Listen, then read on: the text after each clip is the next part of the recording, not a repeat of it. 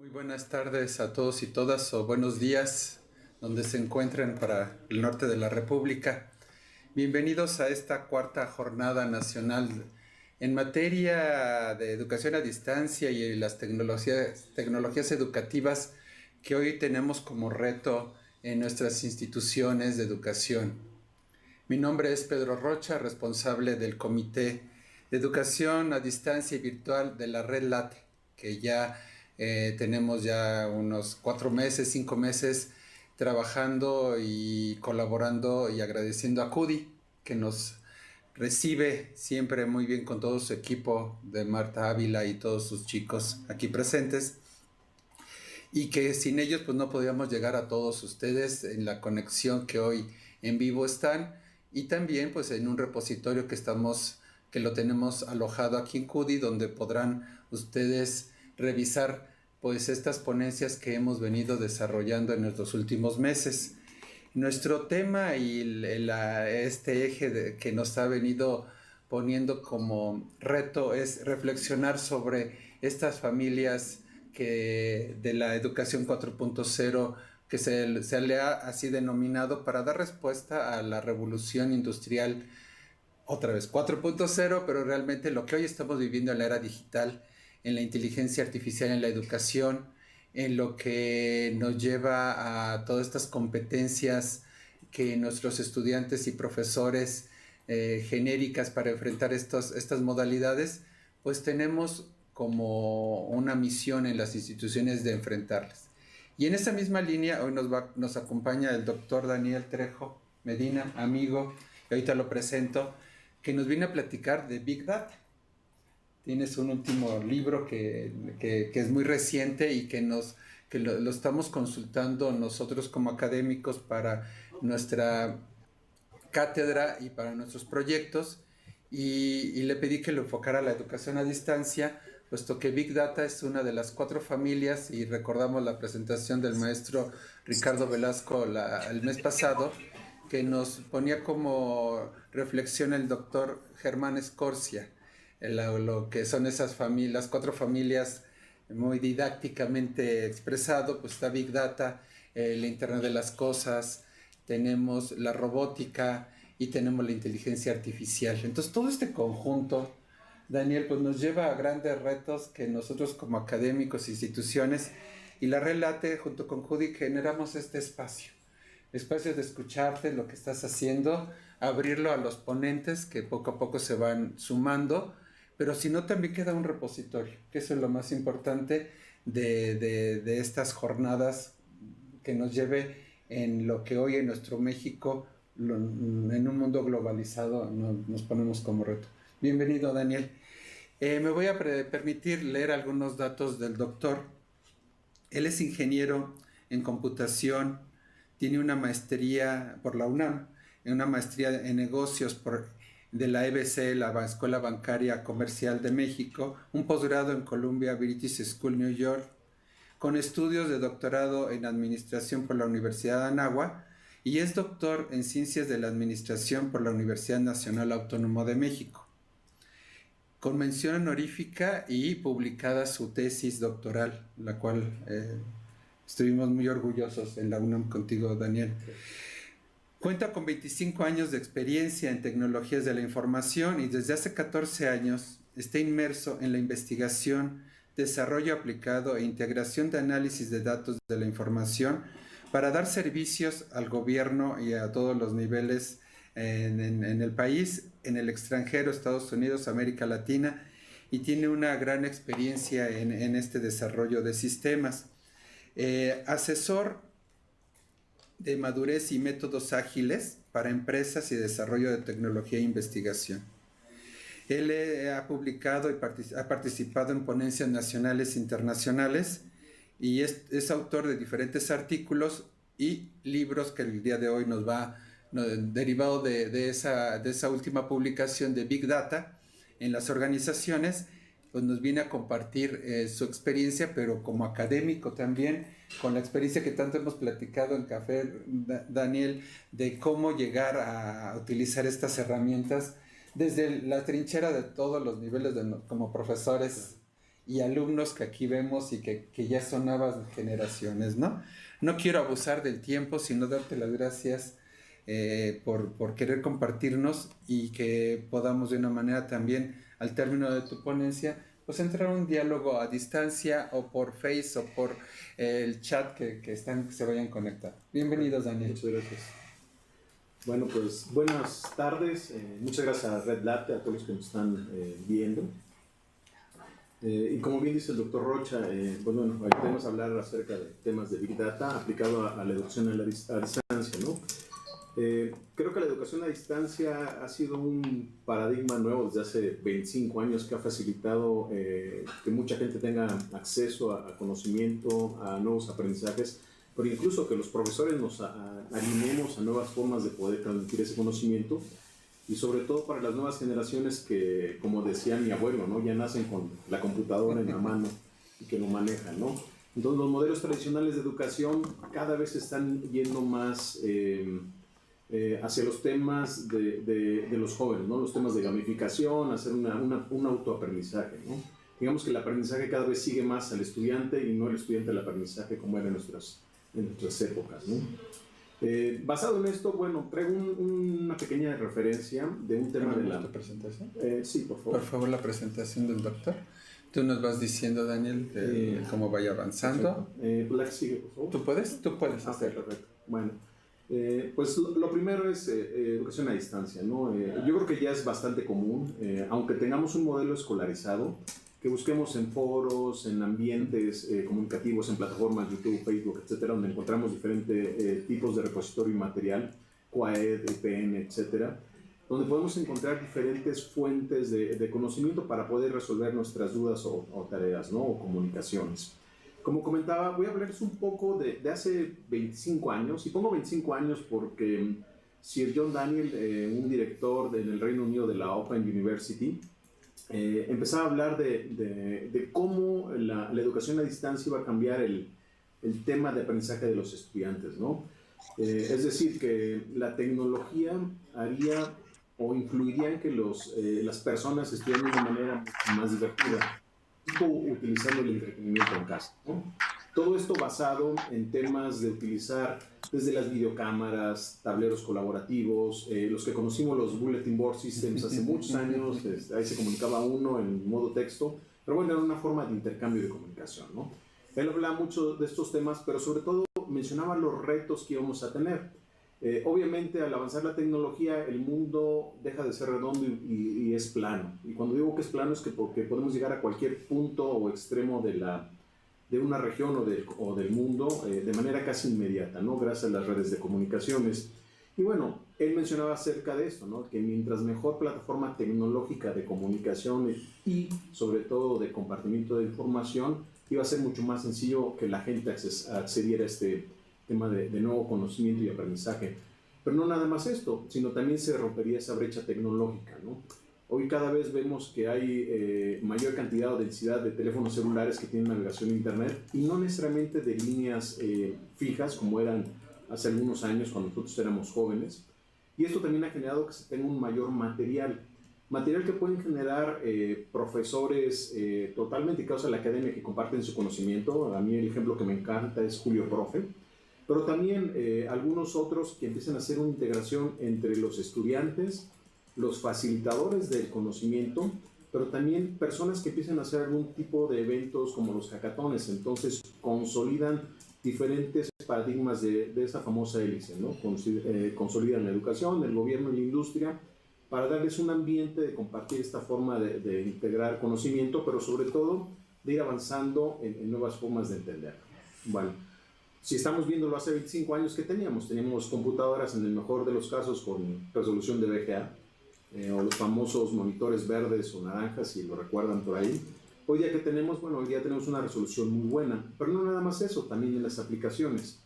Hoy día, si lo vemos desde el punto de vista de herramientas, tenemos N herramientas colaborativas, algunas de uso gratuito, algunas con pago de licencias, que facilitan que las personas intercambien conocimiento, generen contenido, pero también empiecen a cuestionar las formas en las cuales se están entregando el conocimiento o recibiendo el conocimiento. Aquí les pongo algunas de las más famosas. A mí me gusta mucho Moodle. Desde hace muchos años lo ocupo, es muy sencillo y vaya, deja una huella muy importante, ¿no? Está Blackboard, que también tiene años en esta industria, y diferentes otras plataformas, ¿no? Sin embargo, todo esto nos ha permitido que empecemos a generar nuevos esquemas de generación de contenido. Y esto genera una cantidad tal de información, de datos, que es a veces complicado obtener qué es lo correcto y qué es lo incorrecto, ¿no? Yéndome un poco al tema de educación a distancia, muchas veces los alumnos pues hacen cut and paste de Wikipedia o Rincón del Vago o algunos otros sitios famosos, donde sea, cuando no necesariamente son las citas o fuentes correctas. Y no porque el sitio sea malo necesariamente, sino porque la calidad de la documentación no es la adecuada siempre, ¿sí? Y esto pues va a generar que entonces pueda generar un falso positivo en la comunicación o generar, pongamos el término de un fake news en temas de conocimiento, ¿sí? Ahora, la educación también ha evolucionado. Recuerdo que incluso hace algunas sesiones hablaban de Claudio Rama, muy conocido. Él hace algunos años en la UNESCO mencionaba en un informe sobre la educación superior en América Latina y el Caribe acerca de cómo la globalización estaba impactando definitivamente en la educación, pero siempre tenía un sabor local, ¿no? El local famoso. Pero no nada más esto, sino que también la tecnología, al acortar las distancias y romper fronteras, cambiaba la forma pedagógica y de autoaprendizaje mediante una educación no presencial, ¿sí? Y esto pues impactaba en quitarle quizá lo institucional a la educación tradicional, formando o generando una nueva forma de aprender, ¿sí? Y bueno, eso lo mencionaba hace algunos años donde ya había bastante información, pero hoy día que el crecimiento de datos que generamos a través de tareas, Facebook, Instagram, en redes sociales o en generadores de contenido, pues tenemos un exceso de información, donde ese exceso de información o de datos no necesariamente es la correcta. Y cuando digo no la correcta, es la que necesitamos, ¿sí? Entonces empieza a haber un reto importante, el cómo podemos integrar esta información a los modelos de enseñanza-aprendizaje correctos para que primero la asimile el docente o el facilitador y en paralelo la asimile el estudiante. Hoy día creo que los jóvenes lo asimilan incluso más rápido que nosotros, son mucho más eficientes, o a lo mejor no tienen los vicios tradicionales, si me permiten usar ese término, del aprendizaje, ¿no? Y bueno, esto genera que también se tenga cada vez una mayor capacitación informal. Y cuando digo informal es que hay N foros donde pueden allegarse de datos y de nuevos conocimientos que no necesariamente están en una estructuración tradicional, ¿no? Ahora, mencionamos de la educación a distancia particularmente. Bueno, la educación a distancia tiene una gran ventaja. Uno, la accesibilidad y el tiempo. Podemos disponer de nuestro tiempo y podemos acceder desde un celular, desde una computadora, desde donde tengamos la oportunidad de hacerlo, ¿no? Hoy día con televisiones inteligentes, desde la misma televisión inteligente. Sin embargo, esto poco a poco empieza a ser una orientación en lo vertical. Y cuando digo en lo vertical, véanlo como las materias básicas y después la especialización. Esos temas de conocimiento vertical permiten que esta tecnología o las tecnologías nuevas generen un contenido que vayan persiguiendo o que sería bueno que persiguieran al estudiante. ¿Y a qué me refiero con esto? Cuando nosotros hacemos una tabla rasa para todos los estudiantes en el conocimiento, es como pretender llenar una cubeta con el conocimiento que tenemos, ¿no? Sin embargo, la educación a distancia permite que no nada más lo que el facilitador les ofrezca en contenidos, pero también que ellos contrasten con otros tipos de fuentes, ¿no? Y generalmente eso puede derivar en que busquen o ahonden más en otros temas, ¿sí? Y que no nada más eso ocurra, sino que generen chats aislados quizá de las plataformas educativas, ya sea con un WhatsApp o con un Telegram o con cualquier otro tipo de comunicación, pero que facilite el intercambio de comunicación, ¿sí?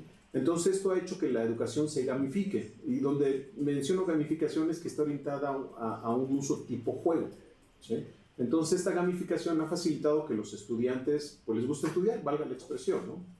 O en el caso de matemáticas, digo, uno de mis hijos no era muy ávido a las matemáticas, gracias a Julio Profe, pues, le empezaron a gustar y se volvió bastante bueno en ese sentido, ¿no?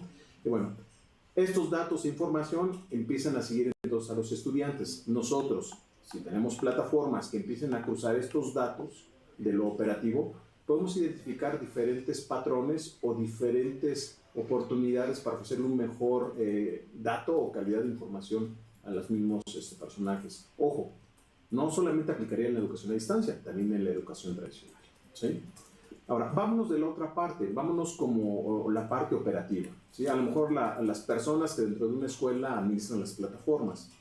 Bueno, es un trabajo muy laborioso, ¿no? Desde subir contenidos, validar horarios, validar las asistencias, dar accesos, exámenes, etc. Pero la cantidad de trabajo y sobre todo la cantidad de material que se va generando por materia, por alumno, por semestre, trimestre o el periodo que tengan, es grandísimo. Si eso lo consideramos en una línea de tiempo de varios años, la cantidad de contenido va a ser enorme. Algunos de esos contenidos pues empiezan a ser muy interesantes porque pueden aportar mucho valor. Sin embargo, también pueden generar pues temas de corrupción. Y cuando digo corrupción es pirataje, ¿no? Copian la tarea de hace 2 años, la suben y creen que es la misma, ¿no? O plagios, que tristemente siguen apareciendo, ¿no?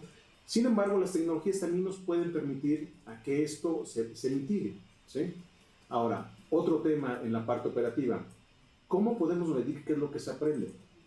Es complicado, ¿no? Pero basado en la evidencia de analizar las actividades que han hecho los alumnos o qué productos han generado con las actividades, puede ayudarnos también a hallar posibles nuevas experiencias de aprendizaje, ¿sí? Como resultado de analizar toda esta información, pues nos puede permitir el plagio, la no revisión de actividades, ¿no? Penosamente en algunas plataformas virtuales, pues sube el alumno una canción en un archivo Word y el asesor no lo revisa y le da 10, ¿no? Es quizá lo menos que ocurre, pero pues llega a pasar, ¿no? Y también el validar de los accesos multiplataforma. Cuando digo accesos multiplataforma, hay estudiantes que a lo mejor van estudiando en el metro con su celular. A lo mejor lo hacen en su casa, a lo mejor lo hacen en su oficina. Pero eso también nos puede marcar tendencias o parámetros de cómo optimizar el acceso a ese tipo de contenido para que ellos saquen el mayor provecho, ¿sí? ¿A dónde voy con todo esto? Bueno, pues que la tecnología, o nosotros como transformadores de este conocimiento, debemos de entender primero qué es lo que afecta a los procesos de educación para hacerlos diferentes, no únicamente más rápido. De nada sirve tener la última versión de Moodle con mucha memoria y mucho procesador que atienda a muchos estudiantes si damos el mismo tipo de contenido que no se ha actualizado. Y esto es algo bien importante. ¿Por qué? Porque también evitamos que los alumnos se aburran, ¿sí? Bueno, si tienen alguna pregunta, por favor, ahí lo hacen. Aquí los compañeros están muy Estamos atentos, sí. Vale. Hay un comentario. Bueno, ahora vamos a pegar estos temas de lo que hablaba como un antecedente de la educación, de los temas de la evolución, hacia un tema de cómo se le pega con el tema de Big Data, ¿no? Big Data es un tema tan famoso que incluso ya está pasando de moda, si me permiten decirlo de esta forma. ¿Por qué? Porque creo que hasta en las cafeterías venden Big Data, ¿no? Y Big Data no necesariamente es storage, no necesariamente es procesamiento, no necesariamente son puros datos, ¿no? Si me permiten mencionarlo, bueno, Big Data, desde mi perspectiva, no es una tecnología única, es una combinación de tecnologías que lo que procura es facilitar la administración de grandes volúmenes de datos de formatos diferentes con una velocidad correcta para obtener respuestas en tiempo real o en el tiempo que corresponda a la institución, siempre y cuando le aporte un valor a la organización. Si la información no me aporta valor, es basura, ¿sí? Entonces eso debemos de tenerlo como una perspectiva inicial, ¿sí? Otro de los puntos es, bueno, vamos a verlo desde una perspectiva gráfica. Imagínense que ustedes tienen una construcción, ¿no? Lo primero que debemos de considerar en un tema de Big Data es que primero debe de aportar valor. Si los datos o lo que voy a analizar no aporta valor, lo demás ya no importa, ¿sí? No importa que sea de mayor volumen, no importa que tenga una velocidad de acceso muy rápido, no importa que tenga mucho contenido y que sea verídico, ¿sí? Si no da valor, no va a apoyar a tomar una decisión, ¿sí? ¿Cómo lo vemos esto en la educación a distancia? Bueno, el tema de valor, pues es, por decirlo, contribuir a la formación con calidad y valor social de profesionistas mediante modelos de aprendizaje y enseñanza. Es muy sencillo. Entonces, esa es nuestra base. Si vamos a usar todo lo demás para llegar a lograr esto, vamos muy bien, ¿sí? ¿A qué nos correspondería el tema de volumen? Pues el volumen es la cantidad de contenidos que suben, que esto pueden ser tareas, materiales de los profesores, los chats que hay, los foros que existen, los videos que se suben o que se piden que se vean, ¿sí?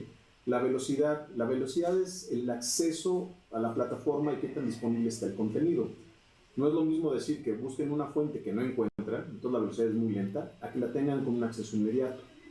El otro punto es la variedad. La variedad corresponde a los diferentes tipos de documentos, ya sean formatos, videos, gráficas, hojas de cálculo, de cómo lo estén accediendo, ¿sí? Y finalmente el tema de veracidad, ¿sí? Si la calidad si la calidad académica del contenido es buena, pues su veracidad es máxima, ¿sí?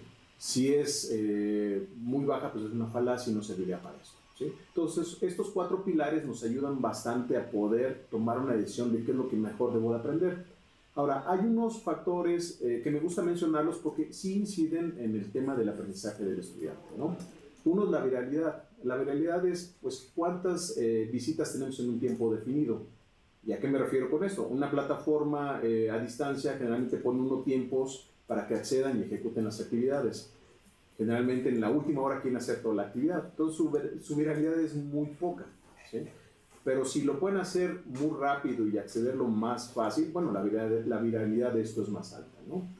El otro tema es la viscosidad, es qué tan sencillo es el entendimiento del contenido. Hay veces que ponemos un contenido de tan alto nivel que es complicado para el estudiante entenderlo, ¿no? Entonces la viscosidad es tan espesa que no permite que el conocimiento fluya, ¿sí? Pero si lo hacemos accesible y entendible para el estudiante, bueno, pues la viscosidad va a ser máxima, ¿no? Y va a fluir muy fácil. Y el otro tema es la variabilidad. ¿Qué tanto con el tiempo la validez de este contenido es válida? ¿Sí? En ciencias exactas generalmente pues la variabilidad es mínima, o sea, no cambia, ¿no? Pero imagínense en temas fiscales o en temas legales, incluso en algunos temas de investigación médica, donde, bueno, va variando ese conocimiento y se va ajustando conforme el tiempo, ¿no? Al final, todo esto nos va a servir para tomar decisiones. ¿Qué sería la decisión? Pues la decisión es poder contestar las tareas, actividades, generar contenidos. Pero no nada más eso. También desde el punto de vista de administración, pues identificar a qué profesor sustituir, por ejemplo, ¿no? El que nunca asiste o el que repite el mismo material. O poder generar nuevos programas o nuevos productos basados en todo este asunto, ¿sí? Bueno, todo este acervo que estoy hablando lo podemos ver desde la perspectiva de grandes volúmenes de datos como dos grandes áreas. Una de sistemas formales y otro de sistemas no formales. Y cuando me refiero a sistemas formales, son todos aquellos sistemas que la institución utiliza para la educación. Y los sistemas no formales son aquellos sistemas que, si bien inciden en el proceso de aprendizaje y enseñanza, pero que no están evaluados constantemente dentro de la estructura tradicional, pero que sirven como apoyo para los estudiantes, ¿sí?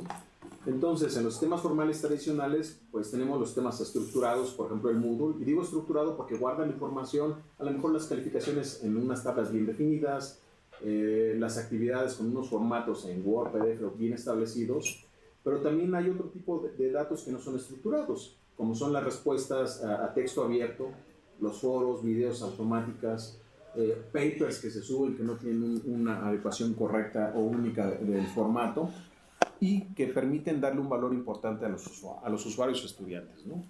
Y después vienen los datos no formales. Bueno, muchas veces las actividades de las personas permiten que fuera de la plataforma estén intercambiando contenido o datos, ¿no? Las mismas tareas, que si la presentación, que si los cálculos. Y esto facilita entonces que fuera de plataforma generen ese contenido, que va generando otros repositorios entre los alumnos, ¿no? Es típico tener los grupos de WhatsApp, pero no nada más de los estudiantes, ¿no? Incluso en primaria, secundaria y prepas están las tareas de los papás, ¿no? Que hay veces hay más actividad en los WhatsApp de los papás que en los mismos alumnos. Pero bueno, aquí hay diferentes tipos de sistemas que van generando contenido y van generando datos y van generando información, ¿sí? Ahora, ¿esto cómo lo vamos aplicando en la educación a distancia? Bueno, nos puede ayudar a dar soporte o a crear o a innovar prioridades competitivas en nuestra organización, ¿sí? Poder identificar qué procesos orgánicos dentro de todo mi proceso de aprendizaje-enseñanza debo optimizar, ¿sí? ¿Qué materiales debo de mejorar? ¿Qué planes? ¿Qué profesores? ¿Qué contenidos? Pero lo mejor es que las plataformas guardan toda una bitácora de esto. Entonces tengo una evidencia clara.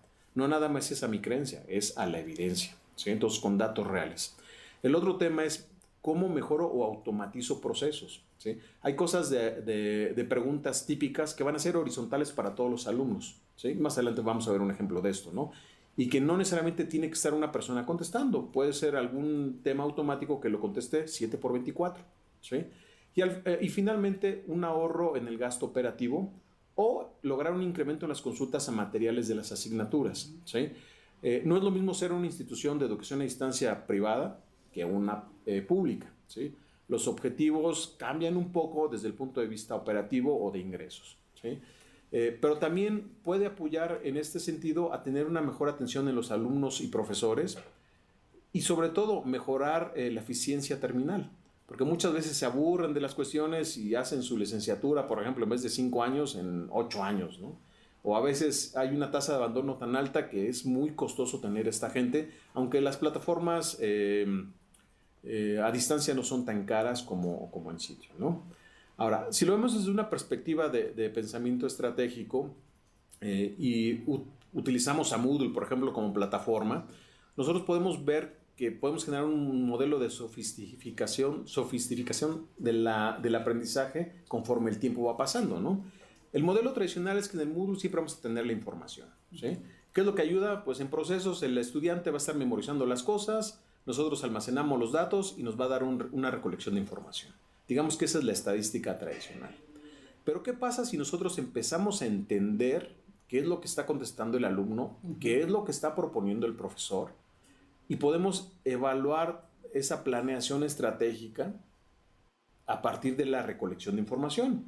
Bueno, esto nos va a incidir en generar un cierto conocimiento alrededor de estas técnicas y procedimientos, que nos va a mejorar el aprendizaje y la enseñanza, ¿sí? Si esto lo llevamos a un análisis mucho más fino y multidisciplinario, nos va a poder hacer una integración y una síntesis de estos nuevos procesos, ¿sí? Mejorando esa integración intelectual en búsqueda de una sabiduría dentro de esta plataforma, ¿sí? Entonces, a partir de algo que ya tenemos, podemos ir creciendo en este modelo, ¿sí? Como procesos analíticos tradicionales, típicamente cualquiera hace un reporte de lo que está pasando en la educación, ¿no? Lo podemos hacer con una hoja de cálculo o con diferentes herramientas. Prácticamente esto lo que nos dice es qué es lo que pasó, o sea, de qué se murió el asunto, ¿no? Un análisis descriptivo, ¿sí? Del profesor, de la asignatura, etcétera, ¿sí? ¿Qué es lo que vamos a encontrar con eso? Bueno, posibles mejoras en la educación o saber por qué fracasó o no un estudiante, un profesor o una evaluación. Sin embargo, debemos ir más hacia adelante. Basado en estos datos, deberíamos de poder ser capaces de identificar qué es lo que puede ocurrir o por qué está ocurriendo alguna situación o cuándo ocurrirá. Desde la perspectiva de análisis de datos es algo que se le llama el análisis predictivo, que es el pronosticar una oportunidad que nos va a permitir generar una ventaja competitiva, ¿sí? Ahora, el análisis predictivo, ¿a qué se refiere? Voy a dar un ejemplo muy sencillo en educación privada, por ejemplo. Ellos buscan tener la mayor cantidad de alumnos con la menor cantidad de profesores, ¿sí? Entonces lo que analizan es cuáles son las materias que se van a llenar en el periodo correspondiente siguiente. Entonces se enfocan a abrir esas materias para tener la mayor cantidad de alumnos en esa actividad, por ende mayor cantidad de rentabilidad, ¿sí? Y esos datos ya los tienen. El tema es que hay que usar los datos fríos, no lo que uno cree y lo que cree que va a ocurrir, ¿sí? Si logramos pasar esto, podemos llegar a un análisis prescriptivo. En el análisis prescriptivo lo que vamos a tener es un provisionamiento o podemos tener un provisionamiento del recurso bajo un posible escenario, ¿sí? Manejando los riesgos de esas posibles oportunidades.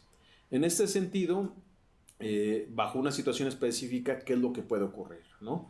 Ejemplos, generalmente hay una estacionalidad en los fines de años por las vacaciones, los alumnos se distraen, pues ver cuáles son las materias que pueden tener un mejor desempeño en ciertas estaciones, ¿no? Entonces, empezarlos a analizar en ese sentido. Con todo esto podemos empezar a incidir en la mejora de la educación, pero también en el desempeño. Si lo ven, ya empezamos a hablar de los estudiantes, de la parte operativa, pero también de la parte académica, ¿sí?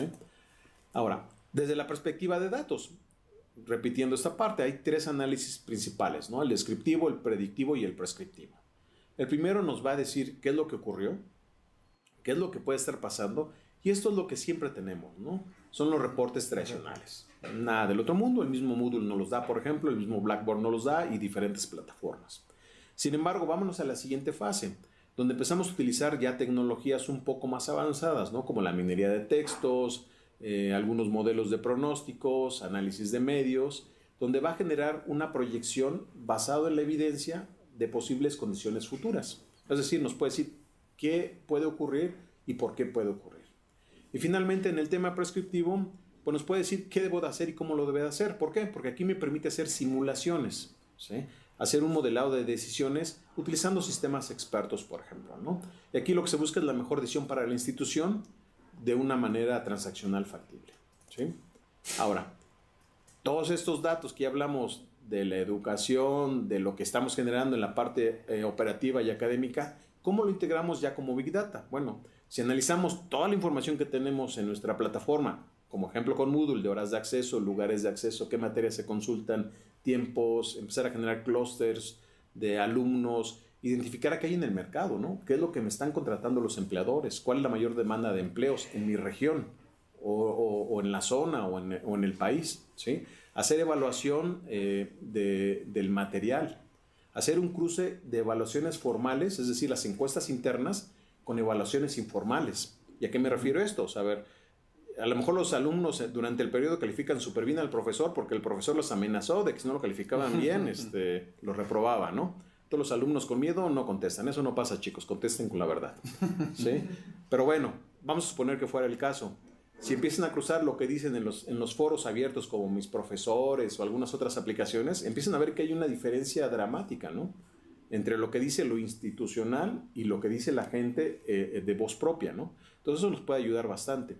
Y finalmente el análisis de plagio, ¿sí? Cuando los alumnos suben tareas, pues inmediatamente lo puede detectar, ¿no? Y eso nos quita tiempo como asesores, ¿no?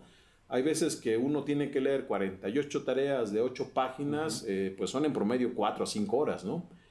Ya uno agarra ciertas metodologías, pero si tiene herramientas que te permitan detectar plagio previo, pues ya en vez de invertir 5 horas, inviertes 2, ¿sí? Y vas calificando todos estos temas, ¿sí? ¿Qué es lo que está adecuando en todo esto? Bueno, empiezan a alinearse los modelos, ¿no? Migrar de la tradicional web 2.0 a la 4.0 o a lo que le llaman educación 4.0, ¿no? Integrar las redes sociales, ¿sí? Poder detectar tasas de abandono de estudiantes o con qué problemas están ellos enfrentando, ¿no? Poder tener un análisis predictivo de cuántos alumnos se van a inscribir, cómo va el avance programático, las eficiencias terminales, también la ética de profesores, ¿sí? Tristemente, cada vez hay más casos de acoso o corrupción y del lado de los alumnos de plagio, ¿sí? Y también acoso de parte de los alumnos a los profesores en algún sentido, ¿no? Pero bueno, esto nos lleva a los temas de transformación digital completa, ¿no? En la calidad de aprendizaje por la personalización del contenido, ¿no? Y ahora sí, retomando ese tema, de tanto que yo tengo un acceso como estudiante a una plataforma virtual, la misma plataforma puede aprender qué son los temas que más me gustan. Entonces puede hacerme sugerencias adicionales a mi capacitación tradicional. Entonces me puede acercar contenido que haga sentido a lo que me está gustando, no a lo que tengo que a educarme tradicionalmente. Y cuando digo tradicionalmente es en el programa. Cumplo mi programa, pero a lo mejor me da otro tema de aprendizaje adicional, ¿sí? Y finalmente poder correlacionar este aprendizaje y esta oferta educativa con lo que hay en el mercado, ¿sí? Porque luego generamos en ciertas zonas una educación donde pues no va a haber empleo para esos estudiantes. Entonces estamos generando un profesionista muy bueno, pero que no va a encontrar, quizá trabajo en la zona, ¿no? Y bueno, el aprendizaje de estas cuestiones con un asesor virtual, pues ya empieza a ser más un facilitador de contenido y un cuestionador de respuestas, ¿sí? ¿Qué hacemos esto? ¿O cómo podemos lograr esto? Bueno, rompiendo esa brecha generacional, ¿no? Si analizáramos un poco la edad de los profesores que nos dedicamos a dar este tipo de capacitación, pues mínimo hay una generación, hasta 2 generaciones de diferencia, ¿no? Y créanlo que no, eso es bastante, ¿no? Más si nosotros como profesores no nos actualizamos y estamos alineándonos a lo que requieren los chicos, ¿no? Y con eso me refiero a tener una misma plataforma tecnológica, ¿sí? Viéndolo desde una gráfica única, bueno, pues veámoslo, ¿no? Es muy sencillo. Podemos tener plataformas donde tenemos las fuentes de reactivos, materias, profesores, alumnos.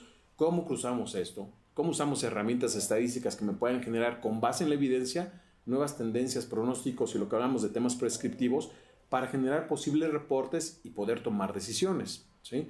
Analizar los procesos, analizar qué es lo que está ocurriendo y darle la información a la persona correcta. Y cuando digo a la persona correcta es que puede ser un profesor, puede ser un directivo, puede ser un funcionario. Cada uno tiene diferentes preguntas y la fuente de datos es la misma, ¿sí? Entonces véanlo como un cubo, ¿no? Dependiendo de qué lado vean la información, es la información o los datos que les interesan a ustedes, ¿no? Entonces podemos tener usuarios del conocimiento, gente operativa o analistas que lo que están buscando es darle una mejor experiencia al usuario, ¿sí? Un ejemplo en vivo de este asunto es, imagínense como estudiantes, ¿no? Ustedes están en un tema virtual y necesitan encontrar un libro. No necesitan preguntárselo a su profesor. Hoy día ya hay muchas herramientas de inteligencia artificial, este es un caso de ellos, donde yo puedo pedirle información a alguien, ¿no? Y como esta información se la pueden pedir a cualquiera, lo único que hace esta herramienta es conectarse a la fuente de bibliotecas, a la fuente de préstamos y a la base de datos de alumnos, ¿no? Entonces, por ejemplo, espero se pueda ver bien en el video, pero aquí se ve la plataforma donde hay un estudiante que se mete a la plataforma y él pregunta, ¿no? Son las 2 de la mañana y dice, oye, necesito un libro, ¿no? Y un libro de cálculo. La máquina, como se firmó, reconoce que era esa persona, ¿no? Le pregunta, ¿en qué semestre estás? Con base en lo que tienen otros estudiantes, identifica cuál es el libro que le hace sentido y se lo pone. A lo mejor el estudiante dice, ¿sabes qué? Lo quiero comprar.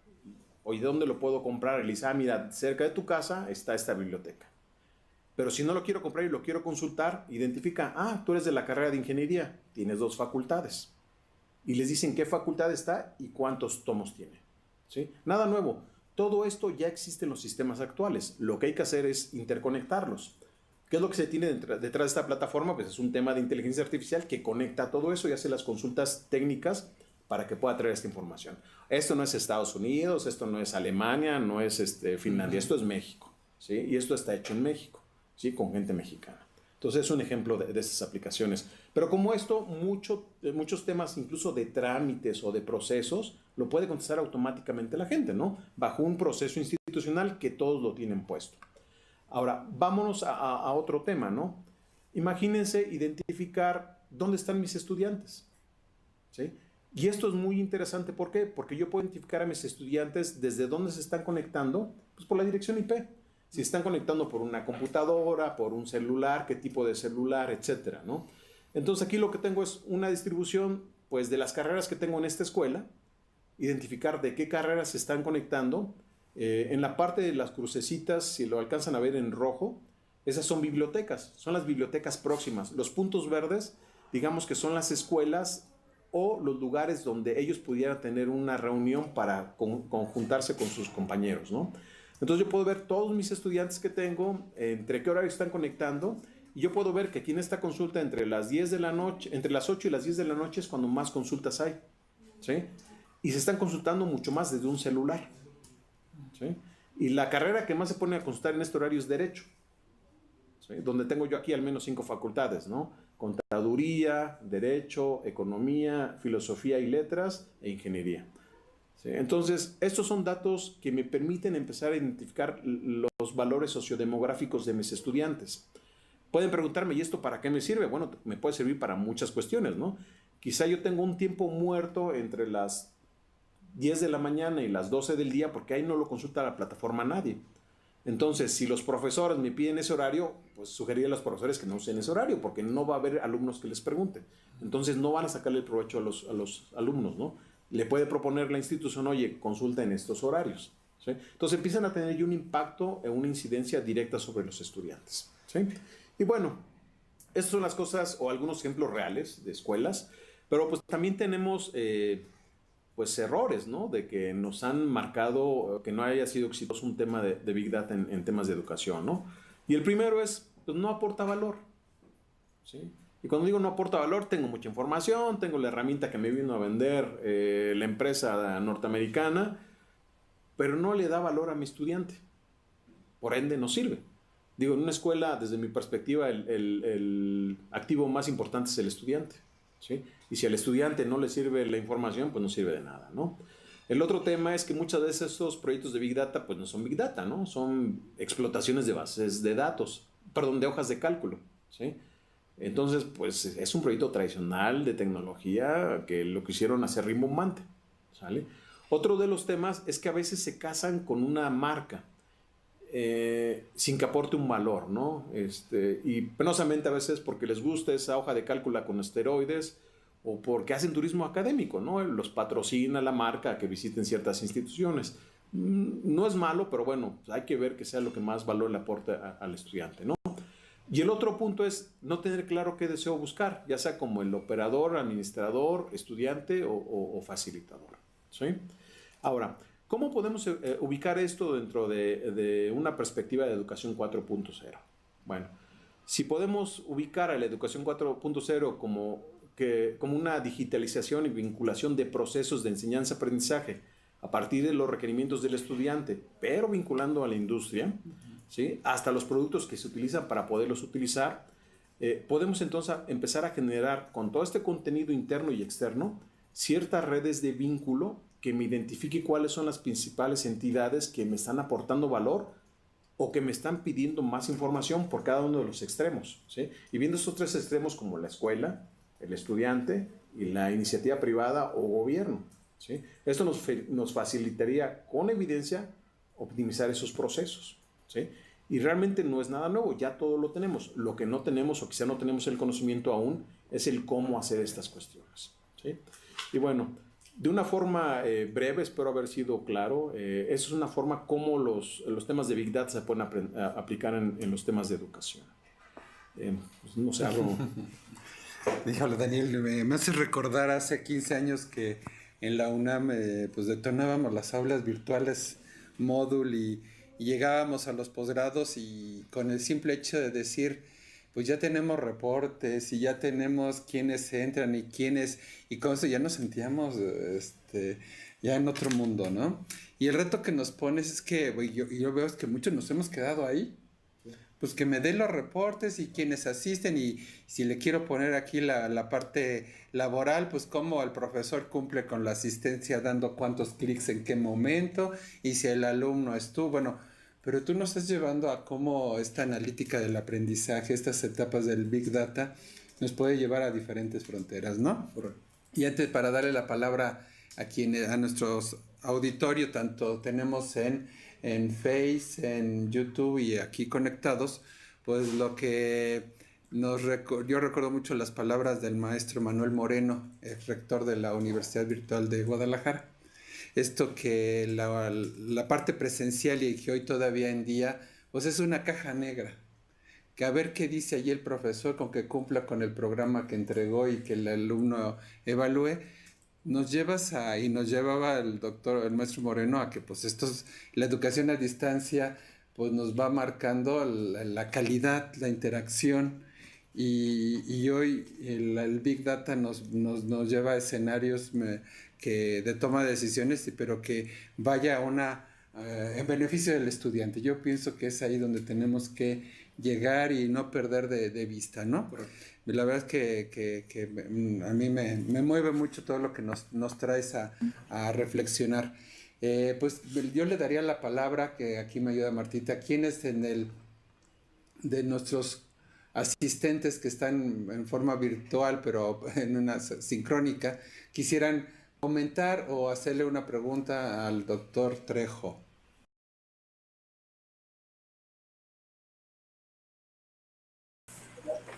Si quieren, en lo que abre el micrófono, podemos leer los comentarios que nos están dejando a través de YouTube. María C. Montero A. pregunta al doctor Daniel, ¿qué opinión le merece la convergencia lograda entre la comunidad Moodle y Blackboard con Moodle Rooms? Hola Conchita, gracias por seguirnos siempre. Un abrazo, doctor. Pues bastante interesante, ¿no? A mí me tocó la fortuna de empezar con Blackboard, aunque ya después adopté Moodle. Pero yo creo que es un punto interesante porque da mucha información y da una generación de perspectiva de contenido diferente, ¿no? Aunque son plataformas de educación a distancia, no necesariamente son similares. Y de entrada ha generado un mejor desempeño, al menos para los estudiantes, ¿no? Yo creo que por ese lado ha mejorado la forma en la cual se acercan a la interacción entre profesores y facilitadores y estudiantes. María y comenta, las estadísticas predictivas a la mano de la educación a distancia deberían encontrar un mayor escenario de divulgación. Ojalá se multipliquen estas experiencias. Y envía saludos a Yola y besos, querido doctor Rocha.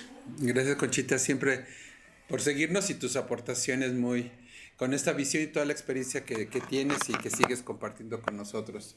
¿Hay alguien en el del auditorio? ¿No tenemos alguien manos levantadas? Sí, tenemos un comentario que deja Beatriz Gaona. Una tarea crucial es el dar seguimiento al aprendizaje, entre otras cosas, analizando las formas que un estudiante aprende.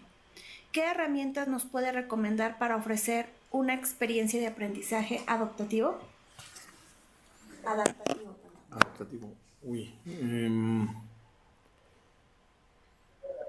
Voy a ser franco, yo la que utilizo más es Moodle y generamos videos de contenido típico, ¿no? MP4 la subimos ahí. Hay otras plataformas como Camilo que permiten hacer algunos temas más interactivos y hay otras, por ejemplo, Slack, que lo utilizan de hecho mucho los gamers para jugar, que genera también un contenido interesante. Ojo, eso lo usa mucho la gente de ingeniería sobre todo, ¿no? Pero francamente, hasta ahorita lo que más nos ha servido en lo particular y con el equipo que colaboro es la parte de los videos tradicionales, ¿no? Basado en las sugerencias de las personas, definitivamente, ¿no? Jessica Espinosa Díaz comenta: buen día, doctor. Una institución que está interesada en comenzar un proyecto de analítica de aprendizaje con nada de recursos económicos, ¿por dónde le recomienda iniciar? O sea, Jessy, que todos no tenemos recursos, estamos todos igual, ¿eh? Y agrega que tiene la plataforma Blackboard. Excelente. Bueno, dentro de la academia hay una gran ventaja, ¿no? Hay gente súper talentosa y que da la vida por la academia, ¿no? Entonces, eso de los 0 recursos es relativo, ¿no? Los estudiantes son bastante brillantes. Yo les sugeriría 2 cosas. Uno, hay herramientas como R, que puede empezar a explotar los temas estadísticos. La gente que mejor ha encontrado yo en este proceso son los actuarios. Son buenísimos para estos temas de pronósticos. También los matemáticos, pero los actuarios como que son más rápidos en la aplicación. Entonces, si no tienen dinero, pues si tienen algún actuario, algún matemático que les pueda ayudar a hacer los modelos, por un lado. Por el otro, utilizar herramientas como R. Hay herramientas como BIRDS, que son de software gratuito, que puede utilizar, ¿sí? Hay muchos libros de pronósticos, de análisis predictivo.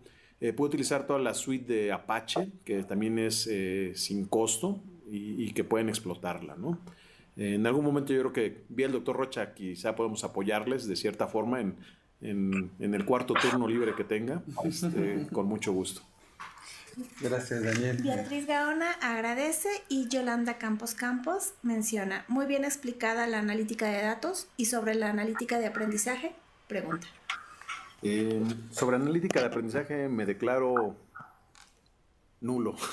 Creo que en la parte pedagógica me falta mucho. No quisiera opinar para no decir alguna barbaridad, pero hay una persona muy buena, Edith Tapia, de la CUAED, que es fenomenal y que les puede explicar esto. Yo he platicado con ella y tiene unas ideas fenomenales que no quisiera yo mencionarlas para no decirlas mal, ¿no? Pero por ahí puede enseñar. No, sí, precisamente yo la estuvimos en una reunión con la doctora Ofelia Contreras, que también la conoces. Ofelia, sí, claro. Y la doctora Ofelia Contreras, que yo creo que próximo también la estaremos invitando, porque de eso parte, de utilizar esta información, pero ya la analítica del aprendizaje partiendo de un modelo pedagógico, que esto tendríamos que empezar a cruzar, y ya nos viene todos estos retos, y yo creo que también Edith la conocemos, claro. Pero vamos a ir sumando ahorita la parte que la visión que nos da el doctor es el utilizar esta base, la parte operativa en esta decisión, y lo vamos a ir sumando yo creo que próximamente, porque esto es fundamental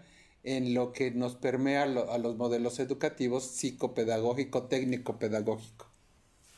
Sí. ¿Yola? Sí, mira, esta pregunta es porque esa es mi inquietud. Conozco Moodle, he administrado incluso Moodle, conozco por dentro cómo está, lo que nos da y nos ofrece, y eso es fabuloso desde el punto de vista de la analítica de datos. Pero para hacer la analítica de aprendizaje, como nos dijo nuestro ponente, hay veces que tengo que estarme 4 o 5 horas leyendo los trabajos de los estudiantes. Imposible a mano hacer tanta categorización para poder llegar a encontrar regularidades o categorías de análisis. Entonces, Esa es mi inquietud en la educación ahorita. No, la mixta, la educación en general, ¿no? Que apoyada con las plataformas podamos nosotros hacer aprendizaje personalizado. Esto es generar trayectos de aprendizaje apropiados a cada estudiante. Hacer recomendaciones y sugerencias de por dónde puedes ir, etcétera. Pero esto yo lo veo muy bien en cuanto a datos, pero todavía no me encuentro plataformas o ejemplos concretos de cómo se estén haciendo analítica de aprendizaje. Ok, le voy a dar una respuesta, doctora. Voy a procurar ser muy ejemplificador en este asunto. Por ejemplo, nosotros lo que hacemos en este tema es, en los documentos o en las tareas que nos suben los alumnos, todos traen unos objetivos que pueden ser reactivos de conocimiento o reactivos de comprensión, ¿sí? Hay unos temas de programación en lenguaje natural que permite identificar entidades. Entonces, desde una perspectiva de inteligencia artificial podemos hacer el cruce de entidades con conceptos para validar qué tan próximo a la asertividad que buscamos está el estudiante. Eso es por un lado. Por eso podemos generar un indicador de que, bueno, más o menos le entendió la persona, ¿no? El otro punto es también identificar quiénes están copiando, ¿no? Es el mismo documento y que lo pasan y le cambian 2 o 3 palabras. Entonces, la estructura morfológica del documento o lingüística es próxima y ahí puede detectarse un pseudo plagio. Pero no nada más eso, podemos identificar incluso cosas que no están siendo comprendidas por el estudiante. Ojo, esto es desde un punto de vista totalmente analítico y técnico, pero sí le permite generar temáticas de sobre qué área está contestando, sobre qué está preguntando, y eso le puede identificar entonces qué tipo de contenido agregarle, ¿sí? Y aquí nosotros lo hemos hecho cuando calificamos los videos, a lo mejor con 5 estrellitas. Si es un contenido próximo a lo que está preguntando el alumno y tiene una mayor cantidad de aceptación por los usuarios que tienen su mismo nivel sociodemográfico, se lo acercamos. Es decir, ya los demás usuarios lo calificaron y es algo que pregunta, seguramente le va a ser interesante. Es un poco parecido a lo que hace Amazon con las compras. Entonces, por eso lo vemos desde el punto de vista de aprendizaje. Eso lo hacemos con herramientas basadas de Apache para hacer minería de datos y hacer inteligencia artificial, con redes sencillas, ni siquiera son redes profundas. Y están en lenguaje español. Tenemos un corpus bastante interesante para administración y para ingeniería. Sí, lo que decías a mí me parece muy interesante que existiera esa vinculación de los que somos pedagogos y sabemos qué queremos y quienes saben de tecnología o saben de análisis, ¿no? A mí me encantaría que mis 3-4 teras que tengo de información con los portafolios de mis estudiantes, sus trabajos, sus encuestas y todo eso, decir qué podría yo sacar de ahí, o definitivamente eso no, pero para lo que sigue, cómo preparar mis datos, cómo preparar la organización de mis preguntas, de las cosas que les solicito, una estructura pedagógica, de manera que pueda ser analizada por la inteligencia artificial. En este caso, tú estás centrado ahorita en la cuestión de análisis de datos, ¿no? Ya tendremos, como dice Pedro, iremos avanzando en incorporarle a esta analítica de datos las cuestiones de inteligencia artificial. Pero sí, sería algo fabuloso, porque para nosotros el aprendizaje, para los pedagogos, no es que me contesten un formulario, no es que me contesten un cuestionario, es que yo pueda ver de qué manera esto está llevándolos a la emoción, los está llevando al interés, está abriendo perspectivas para continuar con el tema, de qué manera esto que ahorita nos están poniendo es el inicio de algo que ellos van a seguir desarrollando, cómo se trabaja un proyecto, qué implicaciones, etcétera, ¿no? Es decir, hay metodologías pedagógicas que nos van a ir asegurando lo que para nosotros es un aprendizaje, esta conexión del ser humano con nosotros en red para poder generar bienestar social, personal y ambiental, ¿no? Entonces, desde esa perspectiva, es que quisiéramos contar con estas posibilidades de que me digan ¿cómo estructuro yo mis instrucciones, mis secuencias didácticas, lo que voy a solicitar para que esa información pueda ser analizada por datos, por analítica de datos y por analítica de texto y por todo el Big Machine Learning o el Automate, el Machine Learning o todos los de Amazon o de cualquier plataforma, ¿no? Pero ¿cómo preparo yo mis datos para que puedan ser sujetos de análisis más profundo, que solamente me den estos datos que ya desde hace un buen tiempo Moodle nos está aportando y otras plataformas nos aportan? No sé si me explico. Gracias, no, bastante bien, Yola. Yo pienso que vamos a ir sumando, porque esto es lo que también necesitamos y desde este ángulo o esta participación del aprendizaje y del método, bueno, la parte pedagógica. Y yo creo que también, pues, este es un conjunto que nutre Big Data, ¿no, Daniel? Que nutre, como mencionas en tu lámina, la parte operativa, la parte prospectiva y la parte de una manera que pues requiere que los profesores, como a veces por ahí decimos, no nada más que digamos todo bien, ¿no? Y todo a tiempo y échale ganas, pues eso no es y que nos lleve a que si realmente el estudiante está teniendo esta interacción. Lo vamos a ir tomando en cuenta, Yola. No sé si tenemos algunas, Martita. Tenemos más comentarios desde YouTube. Gilberto LM, ¿qué tal, profesor? Gracias por su plática. Ejemplos de educación en línea, escuelas, foros, plataformas de enseñanza que existan ahorita con lo que usted mencionó de Big Data. Hay una escuela particular, pero no sé si la puedo decir porque lo traen en un proyecto interno. ¿La conoces tú, Pedro, también? Aquí yo creo que estamos en un espacio académico. Yo creo que es todo a favor de ejemplos. Yo siempre he dicho la parte de que sea favorable, ¿no? Claro. a las instituciones. Bueno, mira, por ejemplo, uno que tenemos, yo tengo una página, por ejemplo, de profesor, donde con eso genero los contenidos de los alumnos, ¿no? El contenido se va generando a partir de sus tareas y se va ajustando lo que es interesante o no. La fuente está en Camilo, una parte, y otra está en Moodle. Y a partir de ahí se hacen todos estos tipos de análisis, ¿no? La Universidad Politécnica de Chiapas tenía este modelo hace algunos años, pero no se sigan porque cambiaron de administración hace un año, entiendo. Es de los que recuerdo así de primera mano, ¿no? Y que sí lo estaban usando y que lo están explicando, ¿no? La Universidad de Anáhuac en su momento empezó a hacer estos tipos de movimientos, pero el estatus actual no lo tengo con ellos. Tenemos otro comentario de María C. Montero. Precisamente ese es uno de los hallazgos que se proponen con Moodle Rooms. Moodle Rooms es un módulo que venden los distribuidores de Blackboard y hace estadísticas predictivas.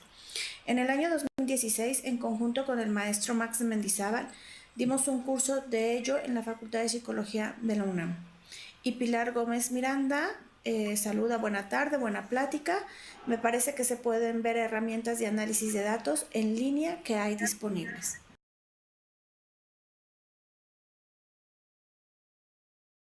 Pues hay muchas plataformas. Mira, la del estudio, RStudio es una de las herramientas que puedes tener en línea o independientes.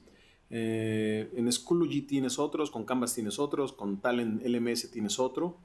Mismo Google Scholar es otro que tienes, ¿no? Son herramientas que ya están disponibles, ¿no? Mismo Slack tiene conectores que te permite hacer este tipo de análisis y todo es en línea y es entre comillas sin costo, ¿no? Prácticamente en todos. Ahí están en la pantalla.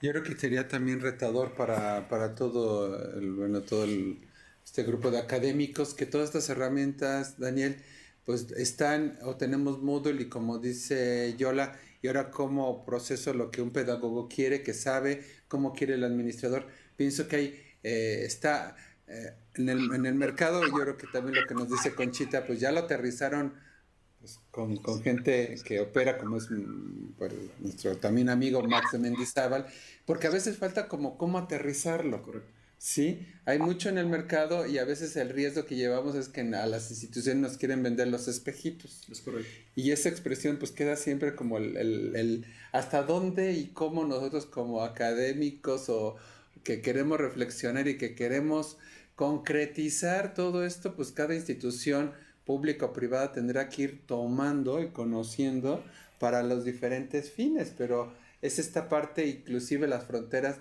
de la inteligencia artificial, que es lo que tú nos ponías. Hay cosas que ya son preguntas rutinarias que no requieres al profesor. Se va a auto, nos decía la doctora François, y si recuerdan en una conferencia, Yola, que bueno, pues esto ya nos lleva a que pues opere la plataforma de una manera con los contenidos y ciertas actividades de aprendizaje automática.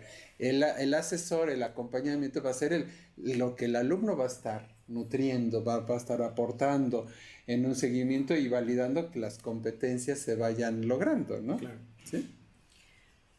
Sí, Martita. Más comentarios. Gilberto LM agradece la respuesta y Francisco Rosas comenta: buena plática. Desde su perspectiva, ¿cuál sería el futuro o el siguiente paso en la progresión de estas tecnologías? ¿Están surgiendo nuevas tendencias? Pues hay bastantes empatías en dónde se quiere ir adelante. Lo que sí se está viendo es que lo están poniendo como una plataforma única embebida. Cuando digo una plataforma única embebida es no nada más la plataforma de interacción para aprendizaje y enseñanza, pero también todo lo que hay alrededor de esto, ¿no? El cruce de fuentes externas, fuentes informales, para empezar a depurar el conocimiento. Es decir, cómo acceder o cómo hacer que la información externa de valor siga a mi estudiante, por un lado, y también la información externa y de valor siga a mi académico, porque también el académico tiene que generar contenidos, ¿no? Claro. Y no tiene todo el tiempo del mundo para obtenerlos, ¿no? Entonces, si tiene acceso a bases de datos, automáticamente esa información se los va dando como alerta, ¿no? Eso es lo que más he estado viendo últimamente. Ya no tenemos comentarios ahorita en YouTube. No sé si alguien de la plataforma quiera abrir su micrófono. ¿Puedes compartir la presentación? Gracias. Daniel, platícanos un poquito de este libro que acabas de publicar. Estuvimos en tu presentación, pero que también lo dejas como un recurso para quienes de una manera estamos interesados en la Big Data en las organizaciones. Sí, como comentaba el doctor Rocha, he tenido la suerte de hace algunos años colaborar con muchas personas brillantísimas que me han permitido pues iluminarme un poquito en mi oscuridad y que nos han enseñado todo lo que hay en los temas de analíticos. Y a la vuelta de pues 15 años, 14 años y con base en errores de proyectos, pues, se ha aprendido más, ¿no? Y bueno, dado eso, muchas de las preguntas típicas de los alumnos de licenciatura o de la maestría o incluso algunos del doctorado, de cómo hacer, ¿no? Porque todo el mundo habla que en Estados Unidos, que en Europa, que no. Aquí es qué proyectos se han hecho en México y cómo se han implementado. Entonces, el objetivo de este libro es como hacer un compendio muy sencillo para cualquiera, que entienda qué es esta tecnología, a qué se refiere, pero sobre todo dando algunos ejemplos reales en México. ¿Sí? Hechos en México. Ahí hablamos de herramientas, de software gratuito y también de pagadas, ¿no? Pero uno de los objetivos de esta publicación es quitarle lo sacro a que sí es inteligencia artificial y que nada más lo hacen los astronautas. No, no es cierto. Creo los que gringos nada más. Sí, no, lo hacemos todos, ¿no? Es algo muy, muy tangible para todo el mundo. Y de hecho hay proyectos que están aquí que fueron tesis de alumnos de licenciatura, ¿no? O incluso proyectos que empezaron con alumnos de quinto semestre. ¿Sí? De ingeniería, por ejemplo. Entonces, es hablarles de casos, de cómo se aplica y cómo se ha hecho valor, ¿no? Pero no nada más eso, sino también proyectos que son o en gobierno, o en educación, o en finanzas, o en algunas otras industrias. Entonces, el libro como tal es un tema de difundir ese conocimiento, presentar algunos ejemplos y vaya, que sea accesible para todo el mundo en su aprendizaje, ¿no? Y es agnóstico a la marca, o sea, aquí no promocionamos que si es la marca de 3 letras, la de 2 letras, la de un sabor, de otro sabor, no. Aquí es totalmente agnóstico, es el conocimiento per se, y ya cada quien tendrá su preferencia y puede elegir lo que quiera, ¿no? Y bueno, eso es principalmente. ¿Lo tenemos digital, Daniel? No está en digital, de hecho la editorial espero lo defina. Afortunadamente la primera edición se acabó rápido, no fue muy grande, pero bueno, se acabó. Ahora está en la segunda edición y parece ser que la tercera edición sí va a salir en electrónico, pero no sé si salga antes de marzo. Entiendo que serían las plataformas de Amazon, de Kindle. Perfecto, sí, para poder tener acceso a él. ¿Hay algo más, Martita, por acá? Yolanda Campos agradece a Daniel y excelente presentación. Sí, yo creo que ese es el fin de que esta comunidad de Red Late, apoyados por CUDI, pues abramos y que veamos tú desde la parte de la construcción y yo he seguido tus proyectos de gran impacto en del gobierno de aquí, de anteriores gobiernos de México, y que a nivel internacional, y siempre tu preocupación, Daniel, y tu ocupación en que pues nos ayude a la docencia, ¿no? Para poder localizar los recursos de investigación, yo creo que va a servir mucho para nuestros alumnos, al menos en los míos, que siempre te dicen y dónde consigo, cómo consigo, desde diferentes puntos de la República Mexicana. Sí, Martita. Yo la agradece por el libro y Beatriz Gaona Couto de UTP agradece la invitación a Red Late, felicita al doctor Trejo y al doctor Pedro por impulsar estos temas. Pues vamos a seguir, no sé si haya algún otro comentario para dar cierre y agradecer al doctor Trejo su visita el día de hoy.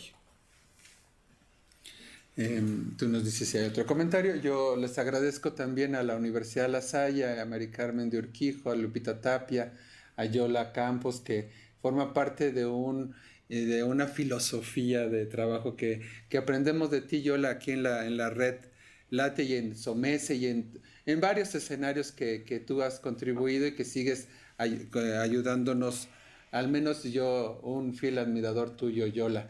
Ahí tenemos a la UNAD, también a Oscar, que pues la población que tiene la UNAD en México pues es retadora y la Big Data tiene que ayudar al respecto. También no sé si siga por ahí, agradecerle a Jessica de Baja California, que también se conectó, y creo por ahí vemos a Eduardo. Bueno, no sé si alguno más que haya dicho. Están agradeciendo Conchita también. Redes sociales. Gilberto, muchas gracias. María C. Montero, Sí, Conchita. muchas felicidades. Para aquí los que conocemos muy de cerca y queremos a nuestra amiga. Y es relevante para todas las temáticas. Pues muchas gracias, Daniel. Gracias, y espero que alguna consulta, pues igual también te la hacemos llegar, y por compartirnos nuestro trabajo, y yo siempre siguiéndote en ese compromiso académico que tienes en diferentes instituciones. Yo les agradezco a todos y todas, Martita, gracias a todo el equipo aquí presente, y seguimos dándole estos espacios para seguir reflexionando todo lo que es la tendencia de tecnología educativa. Muy buenas tardes a todos y todas.